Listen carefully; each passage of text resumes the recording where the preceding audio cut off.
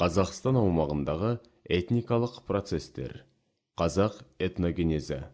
Балалар, бүгінгі тоқталатын тақырыбымыз қазақ халқының қалыптасуы, кезеңдері, негізгі аспектілері және этнос ретінде қалыптасуының аяқталуы, қазақ жүздері, пайда болуы, аумағы және этникалық құрамы, қазақ этнонимі. Сонымен әрбір халықтың жеке халық этнос болып қалыптасуы ғасырларға созылатын түрлі тарихи кезеңдерді басынан өткізетін күрделі де ұзақ процесс екен. Бұл процесс ғылыми әдебиетте этногенез деп аталады. Этногенез белгілі бір халықтың қалыптасуы барысында басынан өткеретін тарихи құбылыстар мен процестердің жиынтығын білдіреді. Этногенез барлық этностарға тән саты. Зерттеушілер қазақ халқының шығу тегі қалыптасу аспектілерінің ішінен өзектісі ретінде лингвистикалық және антропологиялық тұстарын ерекше бөліп қарастырады. Қазақ халқының қайнар көзі сақ тайпаларының мұрагерлері бүгінгі қазақ даласында біздің заманымыздан бұрынғы 2-ші ғасырда өмір сүрген үйсін, қаңлы тайпалары мен олар құрған мемлекеттік құрылымдар болғандығы анық. 6-шы ғасырда Қазақстан жері бір тұтас мемлекет, Батыс түркі қағанаты 10 оқ елінің құрамына кірді. Қағанаттар ондаған түркі тілдес ру тайпаларды біріктірді.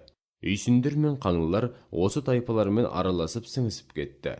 Тоныкөк жазуында бұрынғы үйсіндердің жерін жалдайық деген сөздерге қарағанда, олар расында да түріктерге тәуелділікке түскен. Ғалымдардың көрсетуінше 13-ші ғасырдың басындағы моңғол шапқыншылығы халық болып қалыптасу процесін 200 жылдай уақытқа кешеуілдетті.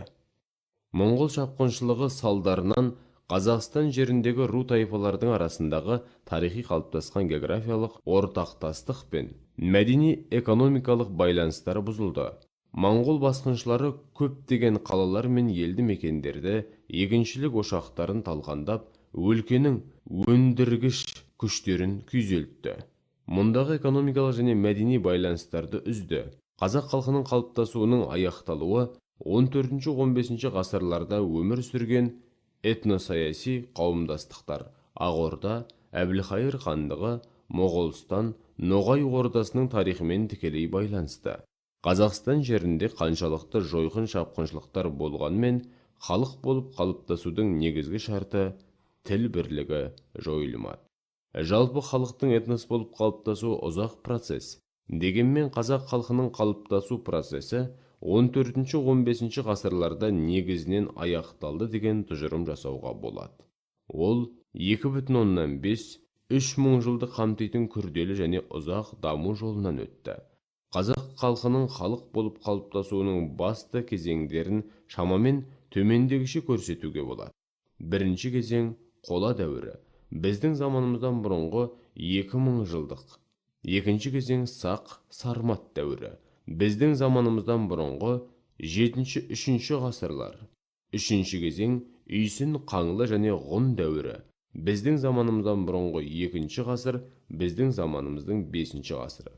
Төртінші кезең түрік қыпшақ дәуірі, 6-13 ғасырдың басы. Бесінші кезең моңғол дәуірі, 13-14 ғасырлар. Алтыншы Алтын Орда ыдырағаннан кейінгі 14 ғасырдың соңы 15 ғасыр қазақ халқының қалыптасуының аяқталу кезеңі. Қазақ халқы мен оның этникалық аумағының қалыптасу дәуіріндегі белгілі бір шаруашылық мәдени үлгі, этносаяси процестер негізінде қалыптасқан ірі этно-аумақтық тайпалар бірлестіктері жүздер болды. Олар ұлы, орта және кіші жүздер. Жүздердің ұйымдасқан мерзімі, қалыптасу механизмі аз зерттелген жоқ. Дегенмен күні бүгінге дейін нүктесі қойылмаған мәселелердің бірі болып отыр. Ұлы жүз аумағына Сырдариядан бастап жетісу жері түгел кірді. Орта жүз орталық Қазақстан аудандары мен солтүстік шығыс Қазақстанның бір бөлігін алып жатты. Кіші жүздің мекені Сырдарияның төменгі жағы, Арал теңізінің жағалауы, Каспий ойпатының теріскей бөлігі. Олардың тілі материалдық тұрмыс мәдениеті жағынан да, биологиялық генетикалық тұрғыдан да басқа жүздердің тайпаларынан ешбір айырмашылығы болған жоқ. 14-15 ғасырларда бұл тайпалар түркітектес халық болып топтасты да, кейін қазақ деген этникалық ортақ атауға ие болды.